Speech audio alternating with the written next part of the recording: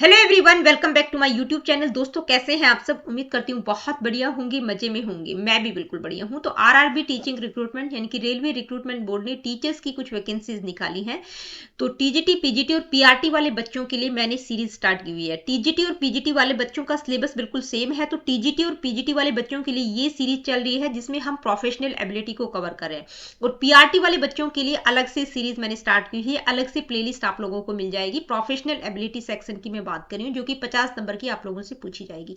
TGT PGT वाले बच्चों को दोबारा से रिमाइंड करवाना चाहूंगी कि यहाँ पर मैं सिर्फ फिलॉसफी और सोशियोलॉजी वाला पोर्शन कंप्लीट करवाऊंगी, क्योंकि साइकोलॉजी की जितनी भी वीडियोस थी वो ऑलरेडी मैंने बनाई हुई है और आपकी प्लेलिस्ट में भी मैंने इंक्लूड कर दी है। ठीक है, चाहे वो लर्निंग का टॉपिक हो, ग्रोथ एंड डेवलपमेंट का हो, क्योंकि लर्निंग की जब हम बात करते हैं तो उसकी थ्योरीज भी आ जाएंगी, ग्रोथ एंड डेवलपमेंट की थ्योरीज भी आ जाएंगी। ठीक है, इवैल्यूएशन हो गया, करिकुलम हो गया, तो जितने भी ये साइकोलॉजी वाला पार्ट है वो सारा का सारा स्पेशल एजुकेशन से रिलेटेड था, वो सारी वीडियोस मैंने इंक्लूड कर दी हैं। सिर्फ यहाँ पर फिलॉसफी और सोशियोलॉजी वाली क्लासेस चलेंगी। ठीक है ना, तो आप बिल्कुल डाउट में नहीं रहिएगा कि मैडम वो साइकोलॉजी वाला भी करेंगे। तो साइकोलॉजी की जितना भी पार्ट था वो सारी वीडियोस मैंने देखकर आपकी प्लेलिस्ट में इंक्लूड कर दी है। तो पिछली वीडियो में हमने सोशलाइजेशन के बारे में पढ़ा था। सोशलाइजेशन होता क्या है, उसके टाइप्स, प्रोसेस क्या रहेगा। ठीक है, कुछ इंपॉर्टेंट एमसीक्यूज को भी डिस्कस किया था। आज की वीडियो में हम बात करेंगे एजेंट्स ऑफ सोशलाइजेशन, क्योंकि आपके सिलेबस में क्या दे रखा है, role and functions of home, school, community, religion, media and state,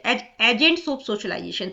तो ये एजेंट्स पढ़ने से पहले सोशलाइजेशन के बारे में आपको पता होना चाहिए। ठीक है, तो वो पिछली वीडियो में हमने डिस्कस किया। आज की वीडियो में हम देखेंगे कि भाई जो भी ये एजेंट्स हैं कौन कौन से दे रखे हैं आपके सिलेबस पे, home, school, community, religion, media और स्टेट। ठीक है, इनका क्या रोल और फंक्शन रहेगा, उनको आज की इस वीडियो में समझेंगे। तो सबसे पहले बात करते हैं होम की। ठीक है, तो होम का क्या रोल और फंक्शन रहेगा, क्योंकि होम क्या है, पहला और मोस्ट इंपोर्टेंट सोशलाइजिंग एजेंट है। आपसे पूछा जा सकता है पहला सोशलाइजिंग एजेंट क्या है, तो वो क्या है, घर है। ठीक है, बच्चा सबसे पहले कहाँ से सोशलाइज होता है, घर से। घर में कौन रहते हैं, पेरेंट्स रहते हैं, फैमिली रहती है, तो उनका अहम रोल होता है। ठीक है, a child learn basic behaviours, values and communication skills from family members, यानी कि बच्चे का जो व्यवहार है, वैल्यूज है, उसकी कम्युनिकेशन स्किल्स है, वो कहाँ से आती है, बच्चा अपने फैमिली मेंबर से सीखता है। जिस परिवार में बच्चा रहता है वहां से सारी चीजें सीखता है कि परिवार के लोगों का व्यवहार कैसा है, वैल्यूज क्या है, कम्युनिकेशन स्किल्स उनकी क्या है, तो वो सारी चीजें बच्चा कहां से सीखता है, अपने फैमिली मेंबर से। Parents play a crucial role, मतलब पेरेंट्स का अहम रोल है बच्चे के व्यवहार को शेप देने में, क्योंकि बच्चा मतलब पेरेंट्स के संपर्क में आता है सबसे पहले। अगर पेरेंट्स का व्यवहार लविंग केयरिंग है, ठीक है, मतलब लविंग और केयरिंग वाला एटीट्यूड है पेरेंट्स का, तो मतलब वो क्या करता है, पॉजिटिव डेवलपमेंट को प्रमोट करता है। बच्चे का व्यवहार वैसा ही बनेगा। ठीक है, मतलब वो भी लविंग केयरिंग ही बनेगा और डिसिप्लिन रहेगा। अगर बच्चे को निग्लेक्ट, रिजेक्शन मिलता है, पेरेंट्स मतलब बच्चे को ध्यान नहीं दे रहे हैं, तो वो क्या करेगा, मतलब उसका इमोशनल विड्रॉल हो जाएगा, मतलब इमोशनली वो डिटैच हो जाएगा बिल्कुल। जो बच्चे होते हैं ना, डेलिकेंसी नेचर होते हैं, अपराधी बन जाते हैं, तो वो क्या होता है, उसको सोशल डिफिकल्टीज भी हो सकती है, समाज में, परिवार में वो एडजस्ट ना करे। ठीक है, अगर परिवार से उसको प्यार अच्छे से लव केयर नहीं मिलता है तो उसका जो डेवलपमेंट है वो भी इफेक्ट होगा। ठीक है, तो सिंपल सी बात है कि भाई बच्चे को लव केयर वाला एटीट्यूड मिलता है तो उसका डेवलपमेंट पॉजिटिव रहेगा। अगर बच्चे को लव केयर नहीं मिलता, बच्चे को मतलब निग्लेक्ट करते हैं, रिजेक्ट करते हैं, उसकी किसी भी बात पर विश्वास नहीं करते, बात बात पर डांटना फटकारना, तो ये सारी चीजें, इनके कारण क्या होता है, बच्चा इमोशनली विड्रॉ कर लेता है। ठीक है, अपने पेरेंट्स के साथ ना वो कुछ शेयरिंग करेगा ना और कुछ करेगा, तो जिस तरह का पेरेंट्स का बिहेवियर रिएक्ट होगा उसी तरह का बच्चे का डेवलपमेंट होगा। ठीक है, family teaches fundamental human behaviours, यानी कि फैमिली के थ्रू ही बच्चा फंडामेंटल ह्यूमन बिहेवियर को सीखता है, क्योंकि सबसे इनिशियल सोशल इंटरेक्शन, मतलब सबसे पहले बच्चा किससे बातचीत करता है, अपने पेरेंट्स, भाई बहन, अपने परिवार के जितने भी लोग हैं उनके इंटरेक्शन में आता है, तो वहां से उसका सोशल इंटरेक्शन स्टार्ट होता है। ठीक है, तो जो भी फंडामेंटल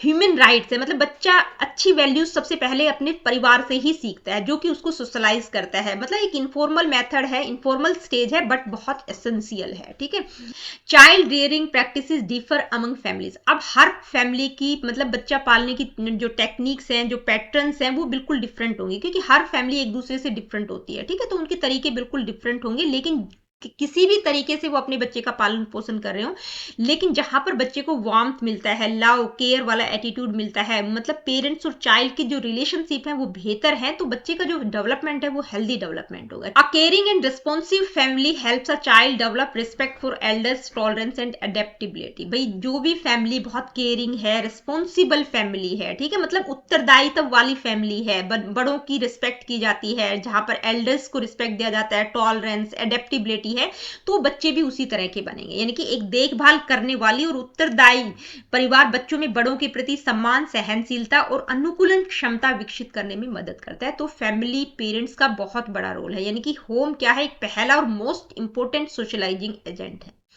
इसके बाद बात करेंगे स्कूल की। भाई स्कूल क्या है, school is a vital agent of socialisation. बहुत इंपॉर्टेंट रोल प्ले करता है स्कूल, क्योंकि घर के बाद बच्चा स्कूल में जाता है, ठीक है। तो स्कूल क्या करता है, यानी कि जितनी भी सोशल कल्चर नॉर्म्स और रिस्पॉन्सिबिलिटीज हैं वहां वो बच्चा कहाँ से सीखता है, वो स्कूल के थ्रू सीखता है। Schools act as a small society, mini society. किसने कहा है ये आप मुझे कॉमेंट करके बताइएगा। स्कूल को मिनी सोसाइटी किसने कहा है? किसी एक थिंकर में हमने पढ़ा था, जब हमने वेस्टर्न या इंडियन थिंकर्स पढ़े थे, तो किस थिंकर ने ये बोला है, ठीक है। वेस्टर्न थिंकर्स, मैं हिंट भी दे देती हूँ आपको, ठीक है। तो ये मेरे को कमेंट करके बताना कि स्कूल को मिनी सोसाइटी किसने कहा है। स्कूल क्या है, एक मिनी सोसाइटी की तरह ही है, क्योंकि जहां पर बच्चा टीचर, प्रिंसिपल्स, पीयर्स, मतलब इन सब के संपर्क में आता है, दूसरे बच्चों के साथ बहुत ज्यादा टाइम स्पेंड करता है, तो वो उसके सोशल व्यवहार को, सोशल बिहेवियर को शेप देने में उनका अहम रोल है। तो सोसाइटी, क्योंकि बच्चे स्कूल में बहुत ज्यादा टाइम स्पेंड करते हैं, स्कूल से निकलकर बच्चे सोसाइटी में आते हैं, ठीक है। तो सोसाइटी, स्कूल को एक मिनी सोसाइटी के रूप में माना जाता है, और वही बच्चे फिर सोसाइटी में रहेंगे, तो जिस तरह का व्यवहार वो स्कूल में सीखेंगे, तो वो सोसाइटी में भी पर भी उसका, मतलब जो उसका सोशल बिहेवियर है वो स्कूल से बहुत ज्यादा इन्फ्लुएंस होता है। नेक्स्ट है एजुकेशन इंस्टिल्स सोशल रिस्पॉन्सिबिलिटी। भाई स्कूल में क्या दिया जाता है, बच्चों को पढ़ाया जाता है। एजुकेशन क्या करती है, सोशल रिस्पॉन्सिबिलिटीज को इंस्टिल करती है, helping students understanding their role in society. समाज में उनका क्या रोल रहेगा, सोसाइटी में उनका क्या रोल रहेगा, ये बच्चा कहाँ से सीखता है, थ्रू एजुकेशन, ठीक है।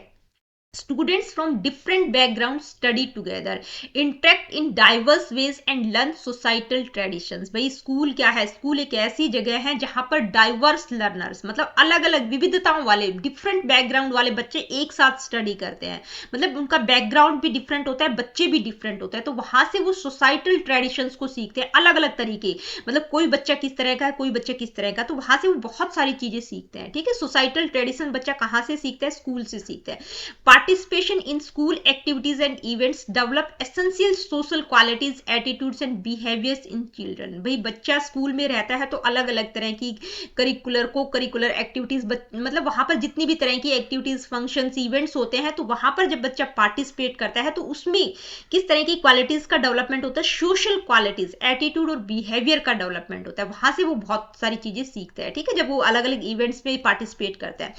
Without proper schooling children make lack of skills, attitudes and behaviors necessary for fulfilling a life। तो स्कूल का क्या रोल, क्या फंक्शन है कि भाई अगर बच्चे को प्रॉपर स्कूलिंग नहीं होती है तो बहुत तरह की स्किल्स की कमी उसमें हो जाएगी, उसका एटीट्यूड, बिहेवियर जो कि अच्छा होना चाहिए था जीवन जीने के लिए, अच्छे कौशल, दृष्टिकोण, व्यवहार होना चाहिए था, वो उसमें उसकी डेफिशिएंसी हो सकती है।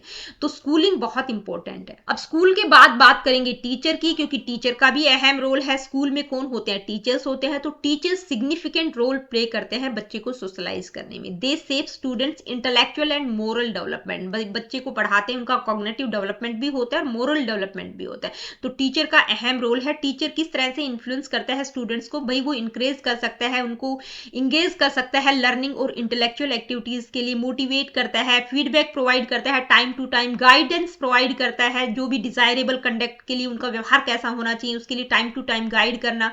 Setting a positive example for students to follow. भाई उसके अपने खुद के एग्जाम्पल्स हो सकते हैं, वो अपना एक एग्जाम्पल सेट कर सकता है, किसी भी पर्टिकुलर फील्ड में उसने बहुत अच्छा किया है तो अपना एग्जाम्पल दे सकता है। जो बड़े बड़े एजुकेशनिस्ट हैं, जो बड़े बड़े थिंकर्स हैं, उनके जैसे महात्मा गांधी, विवेकानंद, अरविंदो, रविंद्रनाथ टैगोर, इनके एग्जाम्पल्स वो देकर बच्चों को मतलब गाइड कर सकता है, ठीक है। पॉजिटिव एग्जाम्पल्स के थ्रू बच्चों को मतलब एक पॉजिटिव माइंडसेट सेट कर सकता है। Helping students understanding different roles and responsibilities in society, समाज मतलब समाज में किस तरह का उनका रोल रहेगा, किस तरह की रिस्पॉन्सिबिलिटीज रहेगी, उसके बारे में समझ को डेवलप कर सकता है, अंडरस्टैंडिंग को डेवलप कर सकता है। तो टीचर क्या करता है, बच्चों को फ्यूचर रोल के लिए प्रिपेयर करता है, मतलब बच्चों में by developing their social emotional and intellectual skills, यानी कि स्कूल में क्या होता है, बच्चे का सोशल इमोशनल इंटेलेक्चुअल स्किल्स का डेवलपमेंट होता है। यानी कि बच्चे को फ्यूचर रोल के लिए प्रिपेयर कौन करता है, टीचर करता है। तो टीचर का भी अहम रोल है। इसके बाद बात करेंगे कम्युनिटी। कम्युनिटी का भी अहम रोल है। Community is a vital informal and active agency of socialisation. क्या है, इनफॉर्मल एजेंसी है, ठीक है, एक्टिव एजेंसी है, क्योंकि ये क्या करती है, इन्वायरमेंट प्रोवाइड करती है where individuals interact and learn social norms. भाई कम्युनिटी का मतलब आपके आसपास के लोग कैसे हैं, एक समुदाय, ठीक है, मतलब जहां पर आप रह रहे हैं वहां उस सोसाइटी के लोग किस तरह के। तो ये एक इनफॉर्मल और एक्टिव एजेंसी है कि भाई वहां आपके आसपास में जो लोग रह रहे हैं उनके साथ आप इंटरेक्ट करते हैं, तो वहां से आप सोशल नॉर्म्स को सीखते हैं, ठीक है। A community consist of peoples living in a particular area who shape common values, traditions and lifestyles. भी जिस भी कम्युनिटी, जिस भी सोसाइटी में आप रह रहे हैं वहां के लोगों का लाइफस्टाइल, वहां के ट्रेडिशंस, कॉमन वैल्यूज, ये सारी चीजें कहां से सीखता है बच्चा, कम्युनिटी से सीखता है। It functions in various areas, मतलब इसके कार्य क्या क्या है, क्या क्या है, मतलब कम्युनिटी के क्या क्या फंक्शंस हो सकते हैं। प्रोडक्शन का कार्य हो सकता है, consumption, socialisation, social control, social participation, mutual support. तो ये क्या है, ये सारे कम्युनिटी के कार्य हैं, ठीक है। तो कम्युनिटी एक सोशलाइजिंग एजेंट है, बहुत इंपॉर्टेंट रोल प्ले करती है। The community teaches social roles, समाज मतलब जो भी सोशल रोल्स रहेंगे बच्चों के लिए भी और एडल्ट्स के लिए भी, यानी कि बच्चों का क्या रोल रहेगा, एडल्ट्स का क्या रोल रहेगा, ये सारे अपने सोशल रोल बच्चा कहाँ से सीखता है, कम्युनिटी से। जेंडर स्पेसिफिक रोल भी बच्चे में कहाँ से डेवलप होते हैं, कम्युनिटी से, क्योंकि जिस भी समुदाय में वो रहता है वहां पर ये देखता है कि पेरेंट्स क्या करें, मतलब मदर का क्या रोल है, फादर का क्या रोल है। तो जेंडर स्पेसिफिक रोल हो गया, या बच्चों के रोल हो गए, एडल्ट्स के रोल हो गए, वो सारी मतलब सोसाइटी की क्या एक्सपेक्टेशंस रहेंगी इंडिविजुअल से, तो वो सारी चीजें बच्चा मतलब एक समाज जिस सोसाइटी में आप रह रहे हैं वो क्या एक्सपेक्ट करती है आप लोगों से, बच्चों का क्या रोल रहेगा, एडल्ट का क्या रहेगा, ठीक है। तो वो सारी चीजें यानी कि अपना सोशल रोल बच्चा कहां से सीखता है, कम्युनिटी से। Neighbourhood environment and community interaction play a crucial role in shaping a child's behaviour and social learning, ठीक है। मतलब आप कम्युनिटी में क्या आ जाता है, नेबरहुड, आपके आसपास के लोग आ जाते हैं, मतलब किस तरह से आप उनसे इंटरेक्ट करें, तो वो बच्चे के सोशल लर्निंग के लिए बहुत इंपॉर्टेंट है। बच्चा सारी चीजें अपने आसपास के वातावरण से सीखता है, उसके आसपास किस तरह के बच्चे रह रहे हैं, तो वहां से वो मतलब अच्छे बच्चे रह रहे हैं, अच्छा नेबरहुड है तो उसके ऊपर पॉजिटिव इंपैक्ट रहेगा। अगर गलत मतलब गलत तरह के लोग रह रहे हैं तो वो बच्चा गलत डायरेक्शन में भी जा सकता है। तो सोशल लर्निंग बच्चे की कहां से होती है, कम्युनिटी, नेबरहुड इन्वायरमेंट से, ठीक है, कम्युनिटी इंटरेक्शन से होती है।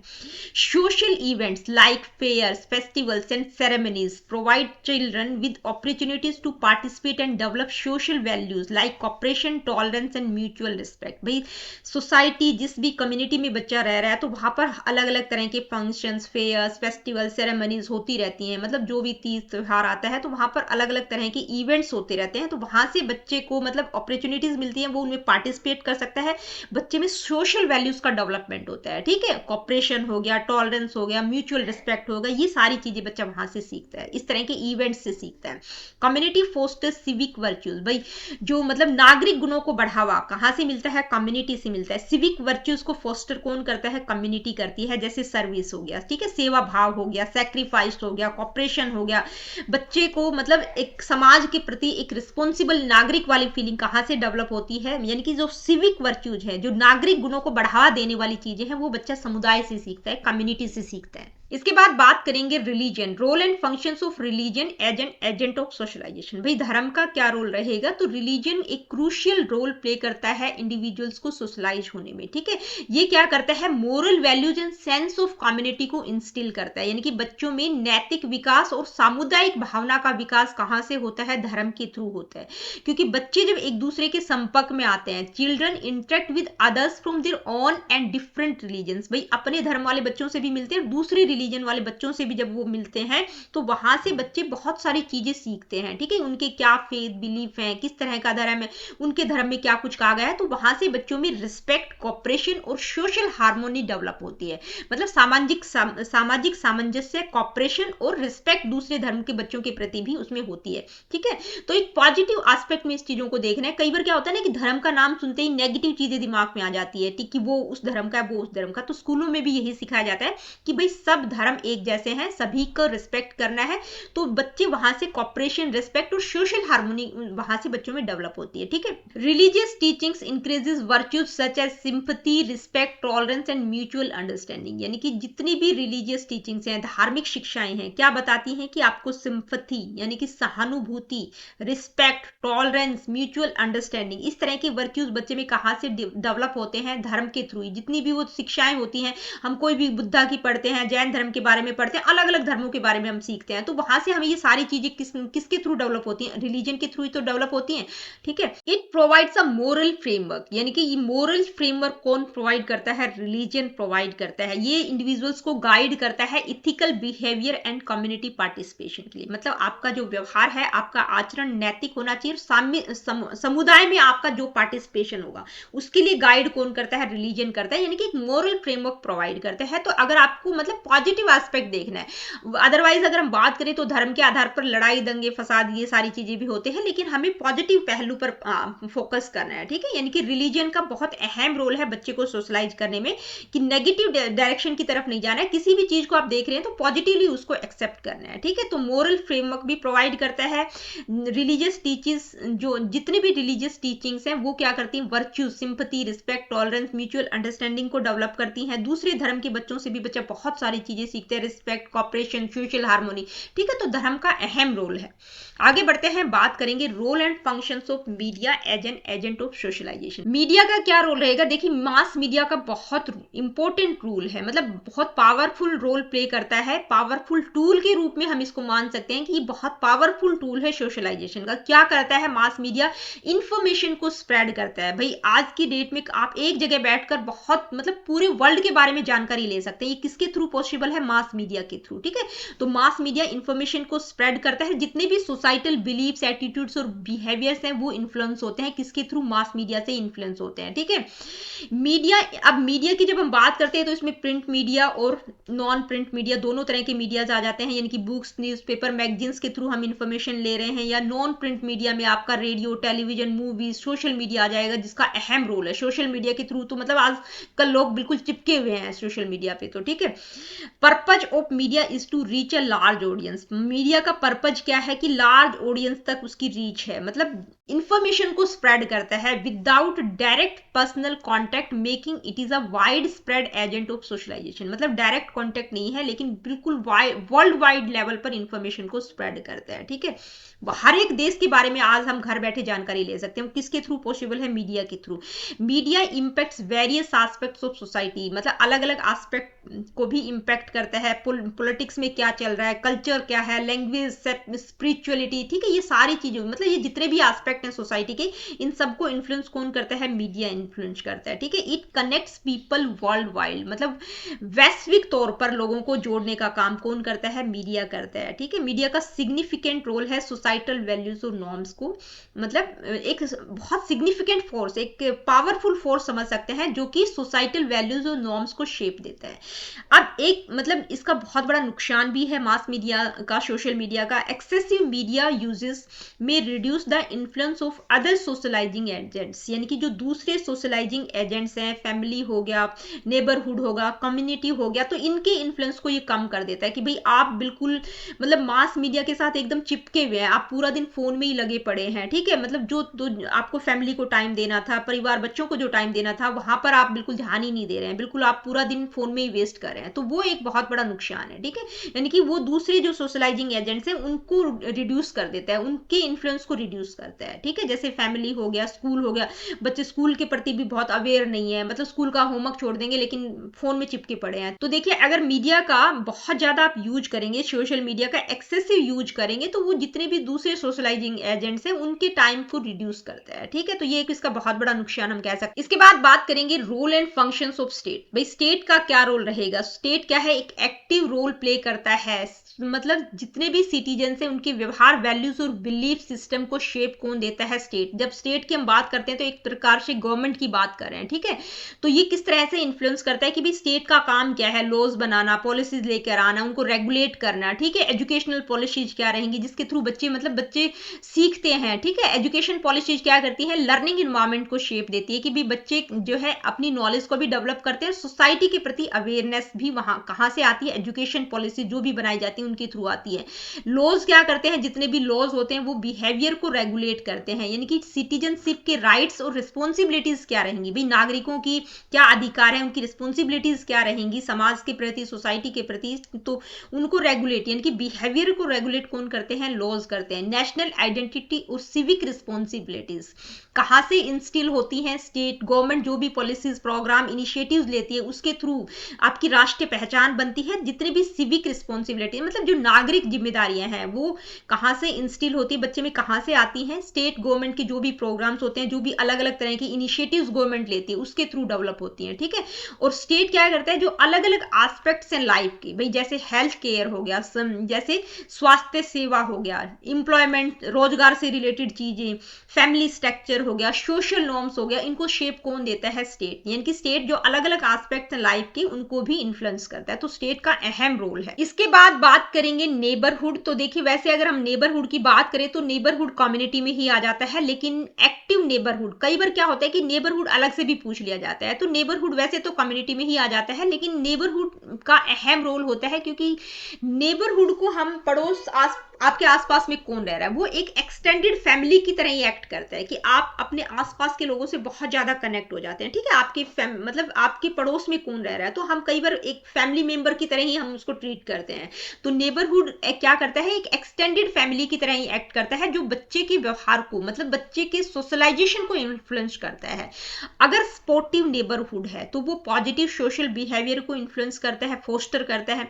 पॉजिटिव नेबरहुड इन्वायरमेंट क्या करता है? Good habits and social skills in children, मतलब अगर आपका आसपास कि जितने भी लोग हैं, ठीक है, जिनसे आप कनेक्टेड हैं, उनका व्यवहार बहुत अच्छा है, ठीक है, तो उससे बच्चे में गुड हैबिट्स और सोशल स्किल्स डेवलप होती हैं। लेकिन अगर नेगेटिव अनहेल्दी नेबरहुड है, कई बार होता है ना कि आपके आसपास में कोई दारू पीने वाला, ड्रिंक करके पड़ा हुआ है, कोई मतलब गाली गलौज का प्रयोग कर रहा है, लड़ाई झगड़े हो रहे हैं, तो जो अनहेल्दी नेबरहुड है उसके कारण पुअर सोशलाइजेशन भी होता है, नेगेटिव बिहेवियर पैटर्न्स बच्चे में डेवलप हो सकते हैं, बच्चा गलत डायरेक्शन की तरफ भी जा सकता है, ठीक है। Children learn from this surrounding, भाई अपने आसपास से बच्चा बहुत कुछ सीखता है, अपने आसपास जितने भी बच्चे हैं उनके संपर्क में वो आता है, उनसे इंटरेक्ट करता है, ठीक है। लोकल ट्रेडिशन, शेयर्ड एक्सपीरियंसेस, मतलब ये आप अपने आसपास में क्या किस तरह के ट्रेडिशंस हैं, जब बच्चे आपस में एक दूसरे से बात करते हैं तो उनकी पॉजिटिव नेगेटिव चीजें वो इन्फ्लुएंस करती हैं दूसरे बच्चों को भी। भाई एक बच्चा बहुत अच्छा है तो बहुत पॉजिटिव चीजें बच्चा सीख रहा है, गलत तरीके के बच्चे की संगत में बच्चा पड़ जाता है तो वहां से नेगेटिव इन्फ्लुएंस भी रहता है, ठीक है। तो पड़ोस का बहुत अहम रोल होता है, एक एक्सटेंडेड फैमिली की तरह ही होता है नेबरहुड। तो आज की इस वीडियो में हमने एजेंट्स ऑफ सोशलाइजेशन के जो एजेंट्स हैं, जो मेन एजेंट्स आपके सिलेबस में इंक्लूड है, उनका क्या रोल और फंक्शन रहेगा उसको हमने डिस्कस किया।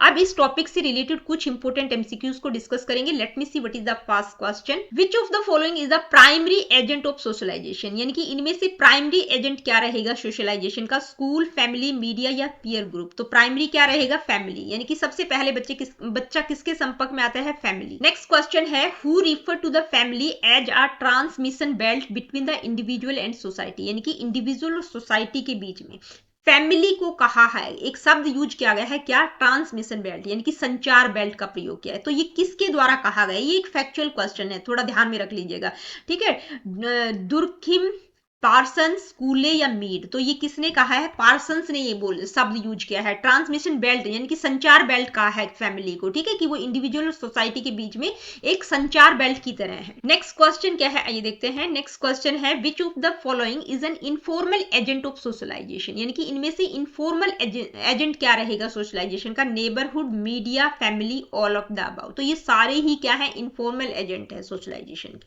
तो क्या आंसर रहेगा? All of the above.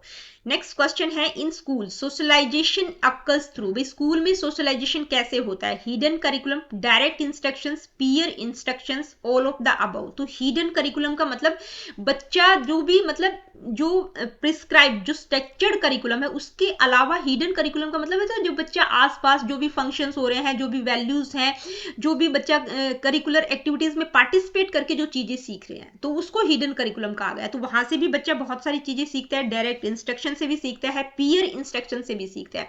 तो स्कूल में बच्चे का सोशलाइजेशन किस तरह से हो रहा है? इन सब का अहम रोल है। तो क्या होगा? All of the above. Next question क्या है, ये देखते हैं। Which of the following is not a function of school as an agent of socialisation, यानी कि स्कूल क्या है? एक एजेंट है सोशलाइजेशन का, तो इसका क्या फंक्शन नहीं होगा?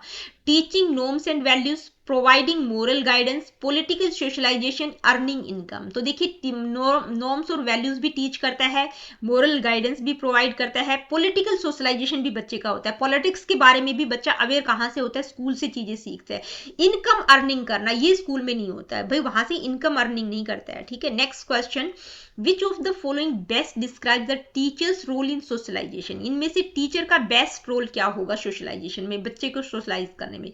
ओनली डिलीवरिंग नॉलेज, यानी कि सिर्फ नॉलेज को डिलीवर करना, shaping students values attitudes and behaviours, यानी कि बच्चे की वैल्यूज एटीट्यूड और बिहेवियर को शेप देना, प्रोवाइडिंग डिसिप्लिन ओनली, सिर्फ डिसिप्लिन प्रोवाइड करना, isolating students from society, society से बच्चे को आइसोलेट करना।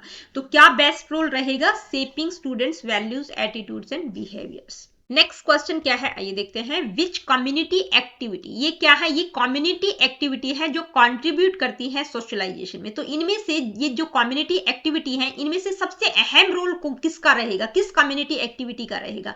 वॉचिंग टीवी अलोन, यानी कि अकेले टीवी देखना, अटेंडिंग कल्चरल फेस्टिवल्स को अटेंड करना, प्लेइंग वीडियो गेम्स को प्ले करना, ठीक है, वीडियो गेम खेलना, और बुक्स को रीड करना। तो कौन सी मतलब किस कम्युनिटी एक्टिविटी का अहम कंट्रीब्यूशन रहेगा? कल्चरल फेस्टिवल्स को अटेंड करना, ठीक है।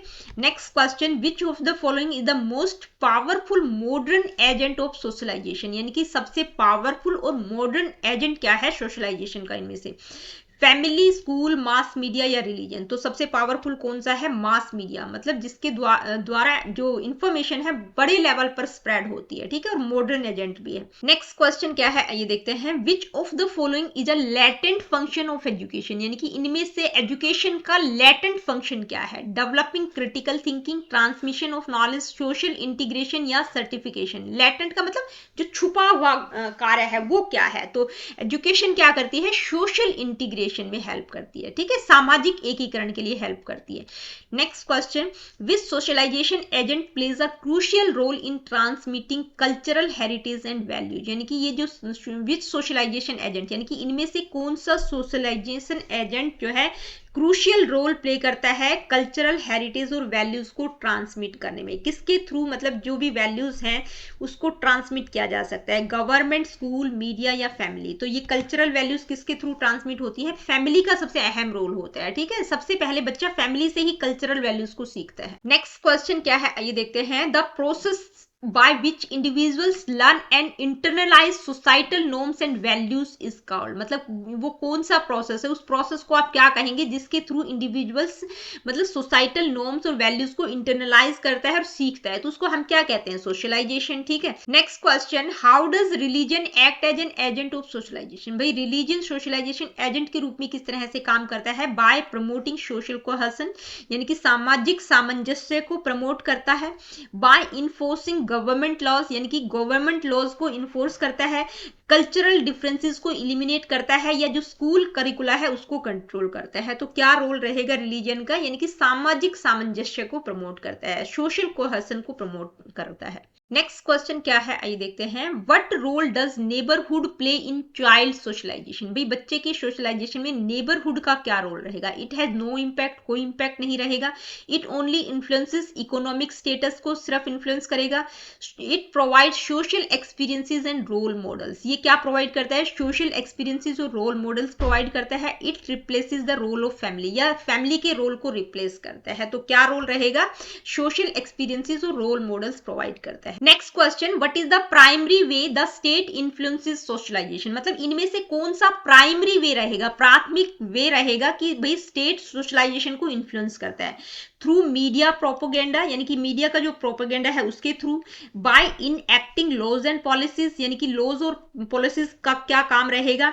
बाय कंट्रोलिंग पर्सनल बिलीफ्स को कंट्रोल करता है। बाय प्रिवेंटिंग सोशल मोबिलिटी, यानी कि सामाजिक गतिशीलता से बचाता है, को प्रिवेंट करता है। तो क्या रोल रहेगा स्टेट का? प्राइमरी रोल क्या रहेगा, मतलब क्या लॉज रहेंगे, क्या पॉलिसीज रहेंगी, उनका क्या कार्य रहेगा, ठीक है, by enacting laws and policies. तो दोस्तों आज की वीडियो में इतना ही, मिलती हूँ आप लोगों से अपनी अगली वीडियो में। Really good, take care of yourself. देखिए वीडियो सेशंस आप लोगों को अच्छे लगते हैं तो लाइक शेयर, चैनल को सब्सक्राइब आप कर सकते हैं।